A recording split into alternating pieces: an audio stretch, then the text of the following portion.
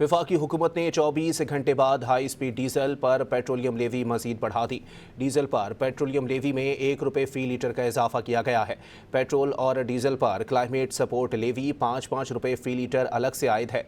वफाकी हुकूमत ने IMF शराइत के तहत पेट्रोल और हाई स्पीड डीजल के फी लीटर पर 80 रुपये के हिसाब से पेट्रोलियम लेवी आयद करनी है, जिसमें पेट्रोल पर ₹80 लेवी पहले ही आयद है।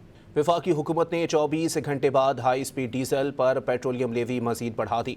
डीजल पर पेट्रोलियम लेवी में ₹1 फी लीटर का इजाफा किया गया है।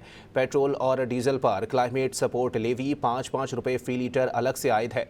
वफाकी हुकूमत ने IMF शराइत के तहत पेट्रोल और हाई स्पीड डीजल के फी लीटर पर 80 रुपये के हिसाब से पेट्रोलियम लेवी आयद करनी है, जिसमें पेट्रोल पर ₹80 लेवी पहले ही आयद है। वफाकी हुकूमत ने 24 घंटे बाद हाई स्पीड डीजल पर पेट्रोलियम लेवी मजीद बढ़ा दी। डीजल पर पेट्रोलियम लेवी में ₹1 फी लीटर का इजाफा किया गया है।